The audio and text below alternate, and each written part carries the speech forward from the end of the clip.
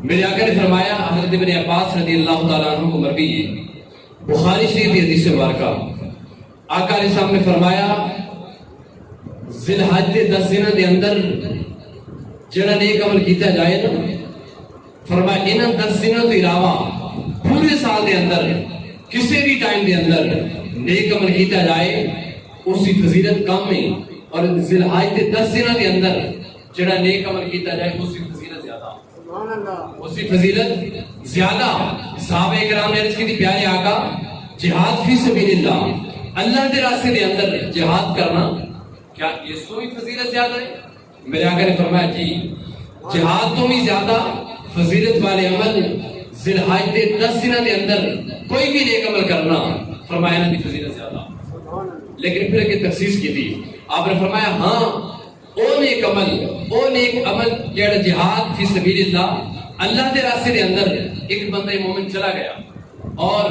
اپنی جان مال سب کچھ اللہ کے راستے دے اندر جہاد دے اندر لٹا کے آیا، خود بھی شہید ہو گیا، مال و دولت بھی قربان کیتا، فرمایا اس ٹائم یہ جہاد فی سبیل اللہ دا عمل اس سے زیادہ پسندیدہ ہوئے گا۔ یہ جہاد اونا 10 دنوں دے اندر نیک عمل کرنے زیادہ فضیلت والا ہوئے گا، وگرنہ جہاد پہ بندہ جائے واپس آ جائے شہید نہ ہوئے مال و دولت قربان نہ کرے، فرمایا پھر بھی جہاد کی فضیلت کم ہے۔ پھر فرمایا عرفہ 9 ذی الحج دے بارے مسلم شریف کے اندر حدیث ہے، صحابہ کرام نے سوال کیتا، پیارے آقا 9 ذی الحج دے روزے دے بارے وضاحت فرماؤ، اسی فضیلت کی ہے۔ میرے آقا نے فرمایا ذی الحج دے اندر ایک روزہ بندہ رکھ لے نا، ایک روزہ، اس کا ثواب 1 سال کے روزے دے برابر ہے۔ ذی الحج دے 10 دنوں دے اندر ایک روزہ رکھنا، فرمایا کہ اس کا اجر، اس کا ثواب اور اس کی فضیلت 1 سال کے روزے دے برابر ہے، اور فرمایا کہ ہر رات شب قدر دے برابر ہے۔ شب قدر کتنی عظیم رات ہے، 1000 سال تو بہتر ہے۔ فرمایا کہ ذی الحج کی 10 راتاں، فرمایا نا سورۃ الفجر دے والفجر ولیال عشر، قسم ہے من فجر دی اور ولیال عشر، 10 راتاں دی قسم۔ کیڑیاں 10 راتاں؟ جڑیاں ذی الحج دی 10 راتاں نے۔ پھر کے فرمائے سے حدیث کے اندر آقا علیہ السلام کا فرمان، آپ نے فرمایا عرفہ 9 ذی الحج کا روزہ، ایک روزہ بندے مومن اگر رکھ لگے نا، 1 سال گزشتہ اور 1 سال آئندہ،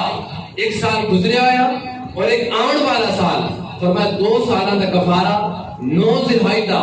عرفہ دا روزہ، ایک روزہ 2 سالہ دا کفارہ بڑھ جائے گا۔ 2 سالہ دا کفارہ 9 ذی الحج دا یعنی عرفہ والے دن دا روزہ کفارہ ہوئے گا۔ اس کو بڑی فضیلت کی ہو سکتی، بندے مومن ایک روزہ رکھ لے اور گزشتہ سال جڑا ماضی اندر گزر گیا اور ایک آن والا سال، دونوں سالہ واسطے انسان دے گناہوں دا کفارہ بڑھ جائے۔ پھر فرمایا جڑا بندے مومن قربانی کرنے دا ارادہ کر لے، یا قربانی خرید لی یا اس نے قربانی کرنی، فرمایا کہ ذی الحج دا چاند دیکھن تو بعد قربانی کرنے تک اپنے جسم دے غیر ضروری بال اور ناخن یا جسم دے کسی بھی حصے تو، سر دے بال ہوں، زیر ناف ہوں یا زیر بغل ہوں یا ناخن ہوں، فرمایا کوئی بھی جسم تو بال اور ناخن نہ کٹے، یہ فضیلت ہے، یہ نیکی ہے۔ لیکن اس مقابل متعصبانہ انداز نہیں اختیار کرنا کہ اگر کوئی بندہ مومن ذی الحج دا چاند چڑھن تو بعد بال کٹا لے یا زیر بغل بال کٹ لے یا ناخن کٹ لے، اس نے گناہ کیتا، ایسی گل نہیں۔ مستحب عمل ہے، کرو تو ثواب ہے، یعنی ذی الحج دا چاند دیکھن تو بعد 10 دن عید والے دن تک قربانی کرنے تک اگر کوئی بندہ مومن جسم دے غیر ضروری بال یا ناخن نہ کٹے، ثواب ملے گا۔ اگر کسی نے کٹ لے گناہ نہیں، کیونکہ مستحب عمل ہے، نفلی عمل ہے، کرو گے تو ثواب ہے، نہیں کرو گے تو گناہ کوئی نہیں، اور بالکل گناہ نہیں بلکہ کراہت بھی کوئی نہیں، دونوں عمل جائز ہیں۔ نیکی کی طرف رغبت کرنی چاہیے، کوئی بھی نیک عمل ہوئے کوشش کرنی چاہیے کہ ایک نیکی والے عمل ضائع نہ کیا جائے، اس کو اپنے انداز کے اندر، اپنے عمل کے اندر لے آیا جائے۔ اس بعد پھر میرے آقا نے فرمایا، سیدہ فاطمہ الزہرا رضی اللہ تعالیٰ عنہ، آپ نے فرمایا فاطمہ میرے کون آ؟ عرض کرنے لگی بابا جان کی حکم ہے؟ کی کرنا؟ آپ نے فرمایا میں تیرا جانور قربانی والا ذبح کرنے لگا، اس نو